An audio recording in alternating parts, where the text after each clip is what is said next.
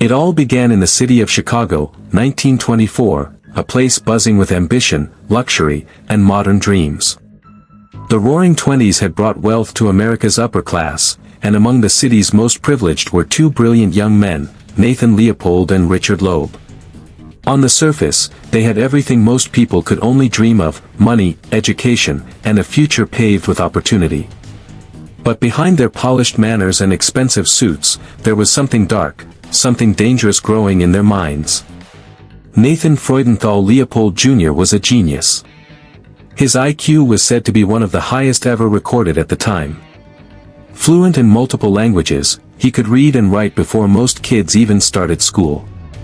He studied law at the prestigious University of Chicago and was fascinated by philosophy, especially the works of Friedrich Nietzsche. Nietzsche's concept of the Übermensch, or Superman, deeply influenced him. He believed that some extraordinary men were above the law, men whose intelligence and superiority placed them beyond the reach of morality. And Nathan Leopold saw himself as one of them. Then there was Richard Loeb. Born into a wealthy family, the son of a vice president of Sears, Roebuck and Company, Richard had the same privileges as Leopold: luxury, education, and status. But unlike Leopold, he wasn't obsessed with philosophy. His fascination was with crime. He was addicted to detective stories, mystery novels, and tales of outsmarting the police. Loeb had a brilliant mind but used it to test limits. He loved the excitement of breaking rules, not because he had to, but because he could. When Leopold and Loeb met, a dangerous chemistry was born. Leopold was shy, awkward, and deeply analytical. Loeb was confident, daring, and manipulative. Together, they completed each other's flaws. Loeb found in Leopold someone who admired him endlessly, while Leopold found in Loeb a charismatic figure who gave meaning to his delusions of superiority. Their friendship quickly became something more, a psychological game of power, admiration, and control. They spent hours discussing philosophy, crime, and how the average person lived meaningless lives. They saw themselves as gods among men, special beings destined to prove that the world's rules didn't apply to them. At first, they started small. They committed petty crimes, setting fires, breaking into buildings, and stealing just for the thrill of it. There was no financial need, both had more than enough money. It was about control, the rush of knowing they could break the law and get away with it. Each crime was a test, a rehearsal for something bigger. Loeb would come up with daring ideas, and Leopold would carefully plan them, always making sure every detail was perfect. And after every crime, they would sit together and analyze their performance, as if they were perfecting an art. But as time passed, the adrenaline started to fade. The excitement that once came from minor crimes no longer satisfied them. Loeb, always seeking something more thrilling, started to crave the ultimate act, the one that would prove their superiority once and for all. And so, the two young men decided to plan the perfect crime. Not a robbery. Not a fraud. But a murder. A murder without motive, committed purely for the pleasure of doing it, a crime that would prove they were untouchable. To them, it wasn't about hate or revenge. It wasn't about money. It was about ego. About proving that they were smarter than the rest of the world. In their twisted minds, taking a life was not a sin, it was an experiment. They believed their intelligence would shield them from suspicion. After all, who would suspect two handsome, educated boys from rich families? They thought they could manipulate the system, fool the police, and laugh while the world scrambled for answers. Leopold once wrote in his diary about the joy he felt imagining the perfect crime, an act of creation, not destruction. He described it as the thrill of being godlike, holding someone's fate in their hands. Together, they started to plan, methodically and obsessively. They discussed every possible detail: how to kidnap the victim, how to hide the body, how to mislead investigators. For months, they fantasized about the day their perfect plan would come to life. But beneath their arrogance was a horrifying truth: they didn't see human life as sacred. To them, killing was simply a challenge, a puzzle to be solved, a game to prove they were above morality. This was not the story of two men driven by poverty or hatred. This was the story of two brilliant minds poisoned by pride, minds that believed intelligence excused evil. And as their plan grew more detailed, so did their confidence. They believed the world was filled with fools, and they alone were destined to stand above them, superior, fearless, and unstoppable. But what they didn't know was that their so-called perfect crime would soon crumble into one of the most infamous, shocking cases in American history, a case that would expose the darkest corners of the human psyche and forever destroy the illusion of their superiority. Their arrogance would soon turn into panic. Their genius into madness. And their fantasy into a nightmare. The date is May 21, 1924, a bright spring afternoon in a quiet, well-to-do Chicago neighborhood. What started as an ordinary walk home from school for 14-year-old Robert "Bobby" Franks would end in a brutality so senseless and so carefully staged that it shocked a nation. Bobby was no stranger to the Loeb family. He was a neighbor, a classmate, a boy who had played tennis at the Loeb home. That ordinary familiarity is one reason what followed feels even more monstrous. This was not a random act of violence. It was a planned, deliberate abduction carried out by two men who had convinced themselves they were above consequence. Leopold and Loeb had spent months rehearsing their fantasy. They tested routes, practiced false names, and developed an elaborate ransom scheme meant to disguise their true intent. On that afternoon they set their plan in motion.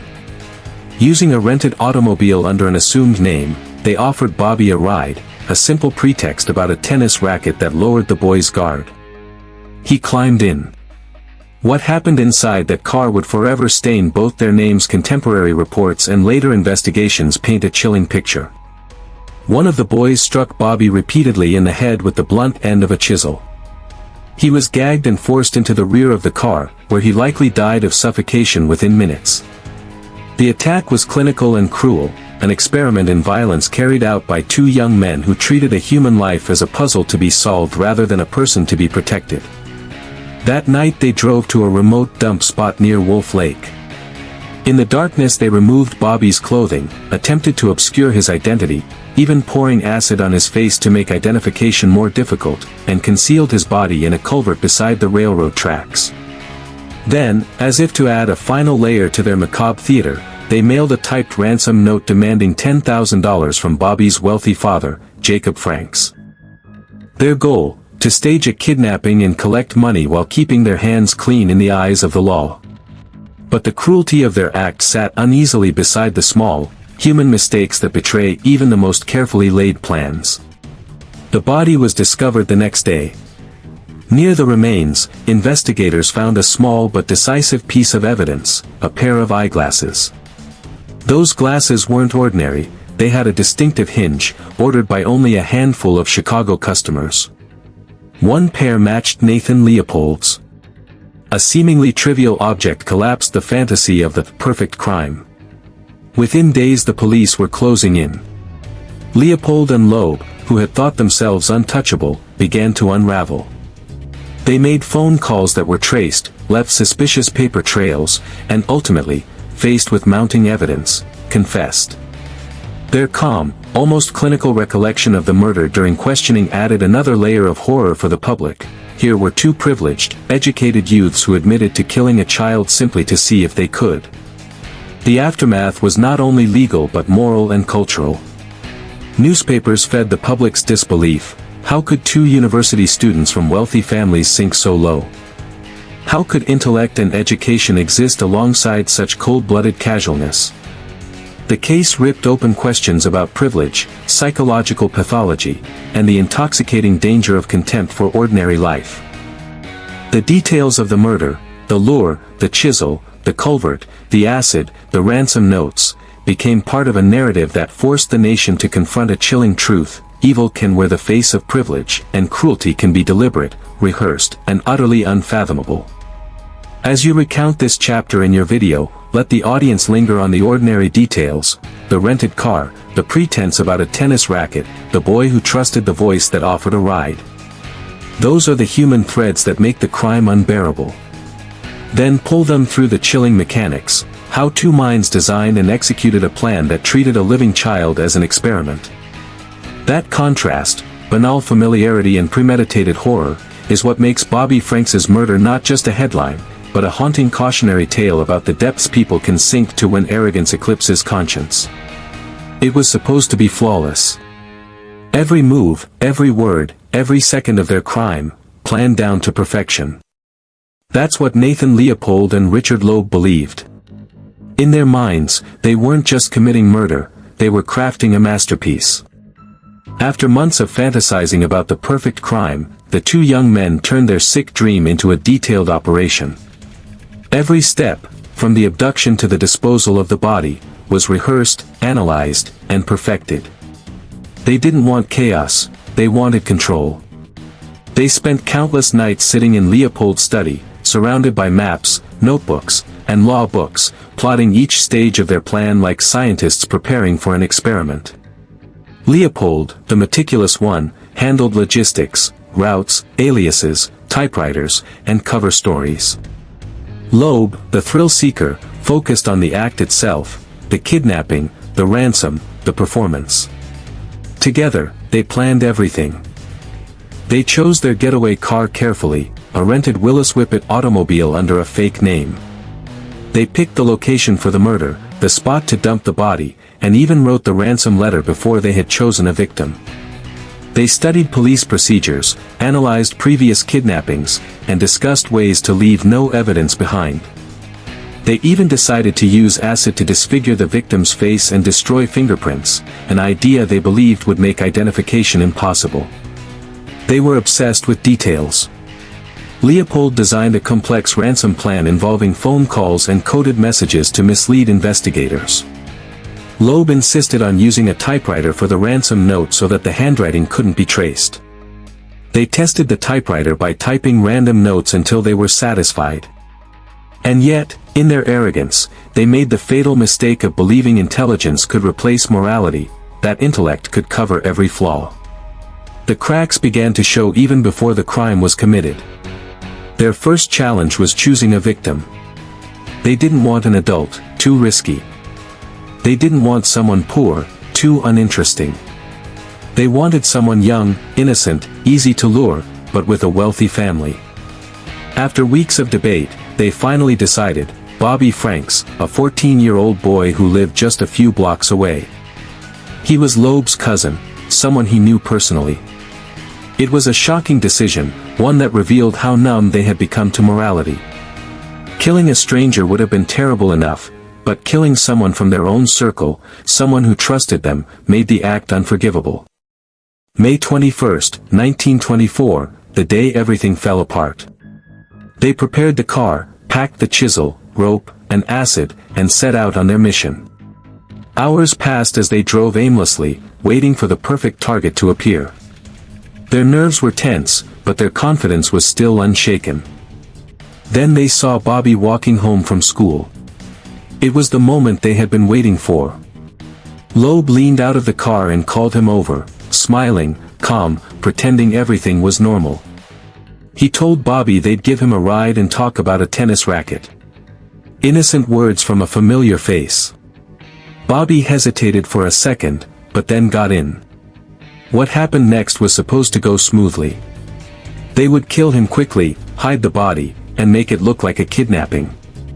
But almost immediately, their perfect plan began to fall apart.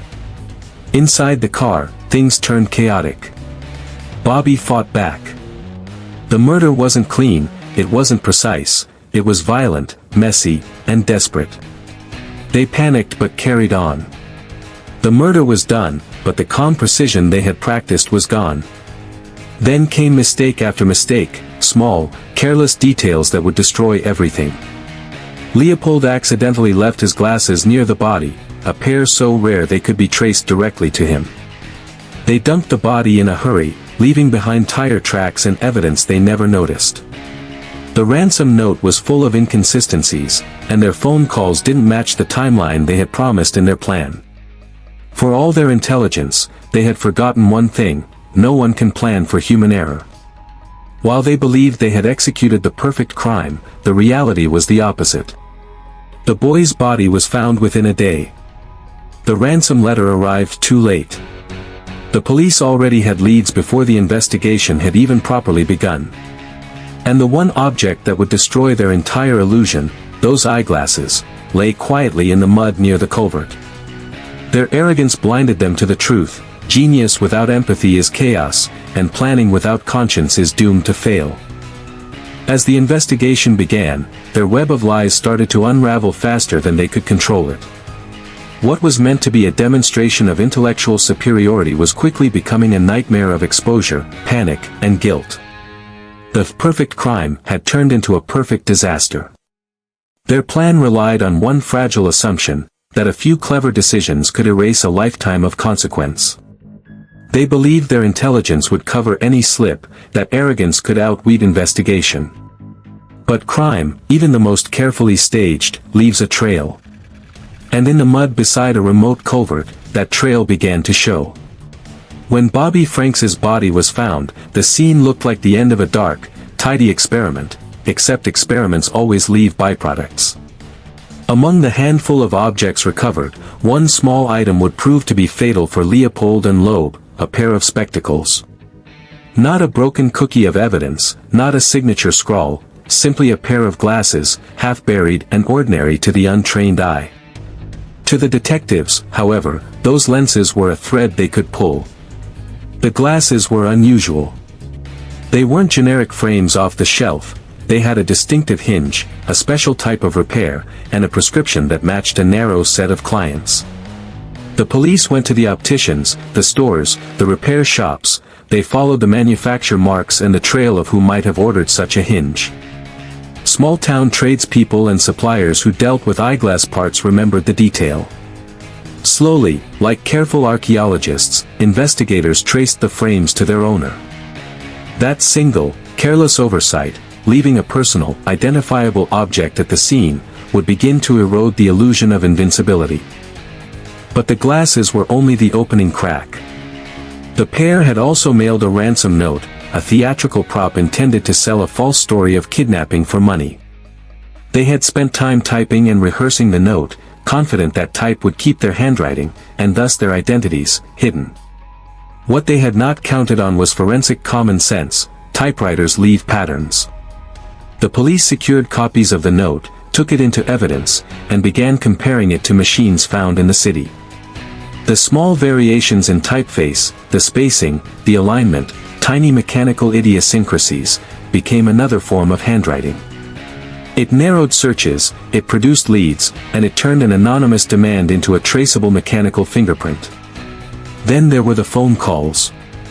The ransom plan required communications, calls and appointments meant to confuse.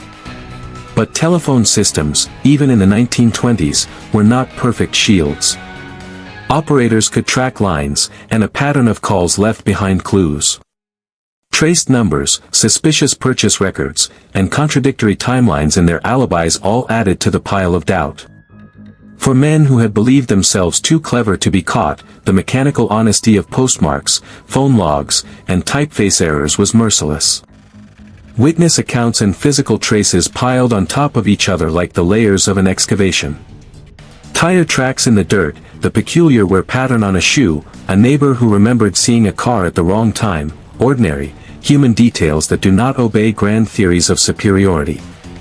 People's memories are messy, but combined, many messy recollections create a clear picture. Investigators aren't looking for perfection, they're looking for patterns. And patterns began to point, inexorably, toward Leopold and Loeb. Confronted by a web of accumulating evidence, the two young men began to fray. Confidence gave way to anxiety. Phone calls were traced to them, a unique pair of glasses could be linked to one of their families, discrepancies in their stories multiplied under the glare of police interrogation. Panic is a poor strategist. In interviews, in hurried conversations, and in the nervous slip of a detail, they betrayed themselves. Even the cold calculus that had allowed them to plan a murder could not steady their voices when the net tightened. Then came the human element that machines and forensics could not fully predict, psychology. Behind the interrogation room's questions, experienced detectives saw something else. Not a carefully executed conspiracy of criminals, but two privileged youths unskilled at deception when real consequences closed in. They watched as intellectual arrogance collapsed into pleading and petulance, as rehearsed scripts unraveled into confession and contradiction. Where the law required proof, the evidence supplied it. Where conscience was supposedly absent, fear returned. When the investigators finally confronted the pair with the weight of the facts, the glasses, the ransom note analysis, the phone logs, the physical traces, the narrative that Leopold and Loeb had constructed began to crumble. The small, human errors that had slipped through their planning became the tools of justice. Their meticulousness could not anticipate every contingency, they had not foreseen the stubborn persistence of ordinary objects, and they had underestimated the minute language of typewriters and telephone lines. In the end, the things they had dismissed as trifles were the very things that exposed them. As the story broke into the newspapers, the public could hardly reconcile the image of two young, well-dressed university students with the brutality of the crime. The evidence did more than secure a case, it ruptured a myth, the myth that intellect and status make someone immune. The trial that followed would become a theater of moral questions, but it was the evidence, simple, patient, and methodical, that set the stage. For your viewers, linger on those small objects, the glasses half buried in mud, the typed ransom note with its minute imperfections, the tire tracks frozen in the dirt. Show how prosaic things, a pair of frames, a mechanical quirk in a typewriter, a traced telephone line, can topple the most dangerous of fantasies. The forensic trail is not glamorous, it's ordinary, relentless, and devastatingly effective.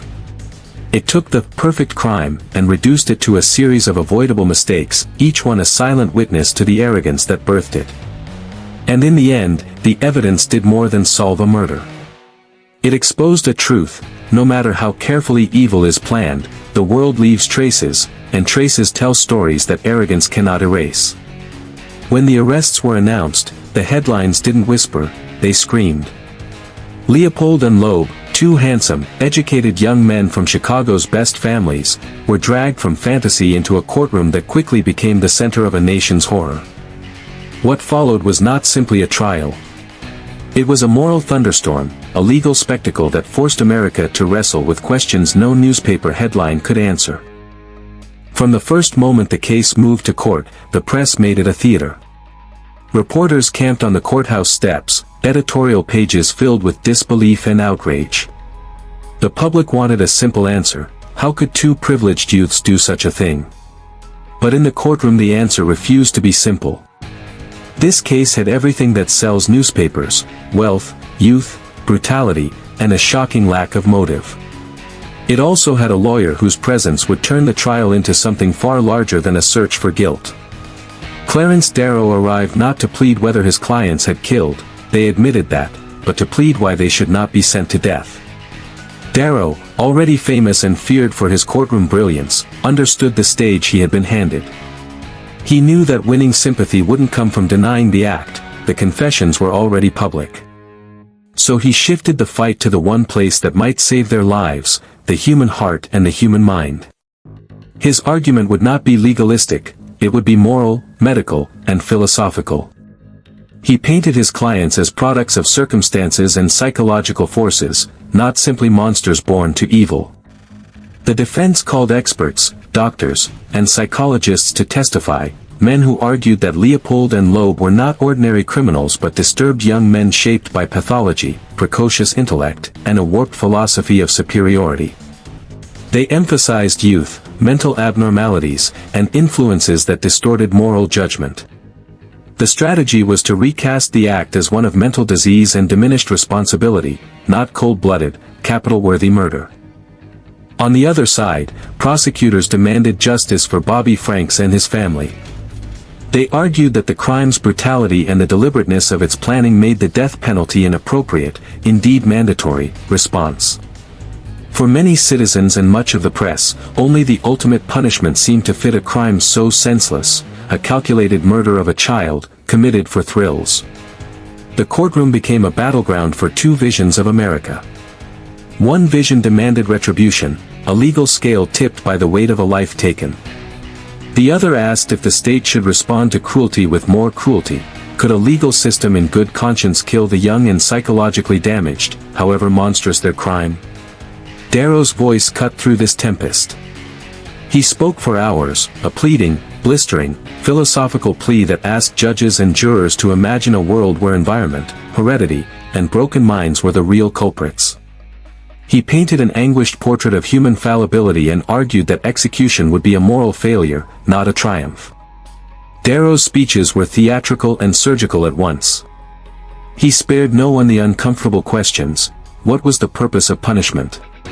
Could capital punishment heal society's ills, or would it only sate a hunger for vengeance? He forced the public to look beyond the newspaper synopsis and face the frame: what makes a man kill? The trial stopped being merely about two boys. It became a national forum on justice, mercy, and the limits of the law. The result was a verdict that surprised and outraged many. Through Darrow's relentless argument and a defense built on psychological testimony, the court spared both men the electric chair. Instead of execution, the judge imposed long prison sentences, life terms that would keep them behind bars for decades. For some, the decision was a scandal; for others, it was a demonstration of judicial restraint and humane law. But the trial's ripples went far beyond those sentences.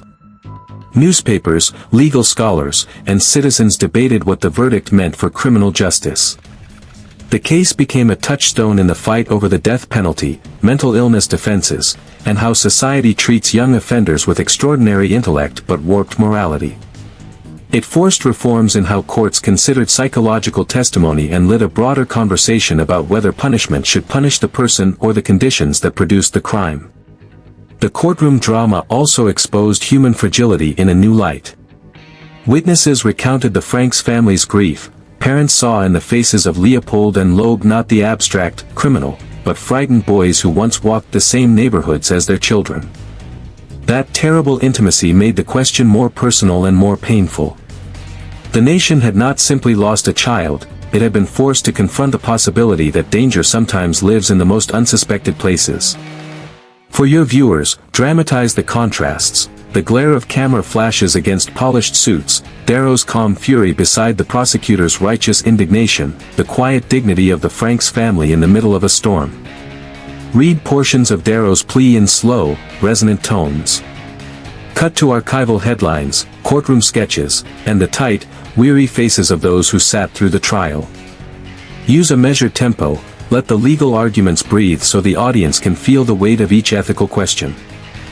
End this segment by widening the lens. The trial didn't just decide two men's fates, it forced a nation to ask whether justice is retribution or reform, whether punishment should be driven by rage or by reflection.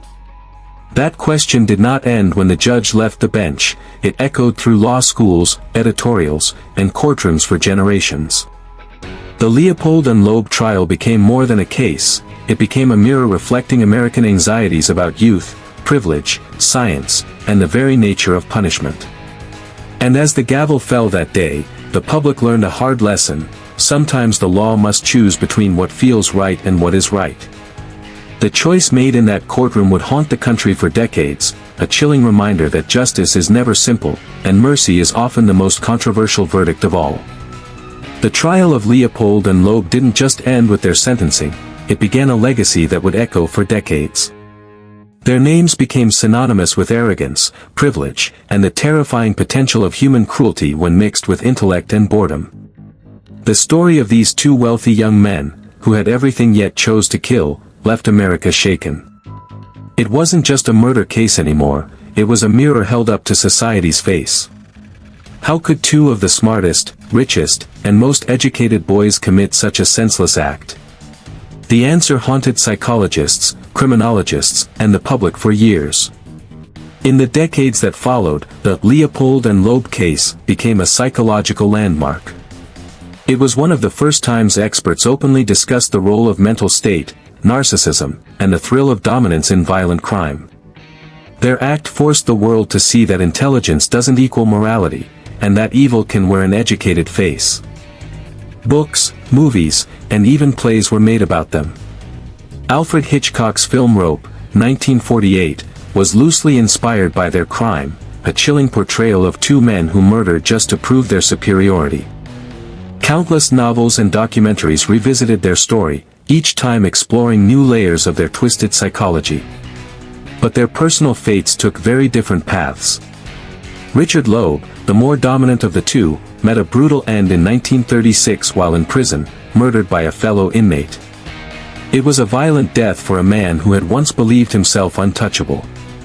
Leopold, on the other hand, spent over 3 decades behind bars.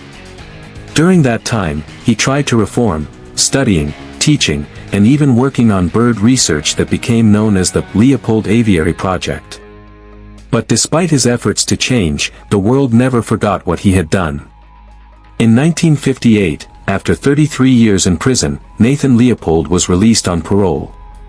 He lived quietly in Puerto Rico, working as a teacher and medical technician until his death in 1971. Yet, even in freedom, he carried the permanent shadow of his crime. No apology, no act of service could erase the horror of what he and Loeb had done. To this day, the case remains a chilling reminder of what happens when intellect becomes poisoned by ego, when moral restraint is replaced by the hunger for power and recognition. Leopold and Loeb didn't kill out of desperation or hatred, they killed for pleasure, for the thrill of outsmarting the world. And that is what makes their story so deeply disturbing. Even now, nearly a century later, criminologists and storytellers revisit their case to understand how two brilliant minds descended into darkness. The question still lingers: were Leopold and Loeb born evil, or did society's obsession with status and superiority push them there? Their story warns us that evil doesn't always come from the shadows, sometimes, it hides behind wealth, education, and charm. And though both men are long gone, the name Leopold and Loeb will forever stand as a chilling symbol of privilege, pride, and the human mind's darkest capabilities.